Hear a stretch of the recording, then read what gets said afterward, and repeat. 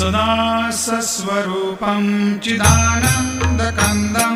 जगत्सम्भवस्थानसंहारहेतुं स्वभक्तेच्छयामानुषं दर्शयन्तं नमामीश्वरं सद्गुरुं साईनाथं भवद्वान्तविद्वांसमार्तण्डमीड्यं मनोवागतीतं मुनिर्ध्यानगम्यं जगद्व्यापकं निर्मलं निर्गुणत्वं नमामीश्वरं सद्गुरुं साईनाथं भवाम्भोधिमग्नार्दितानां जनानां स्वपादाश्रिता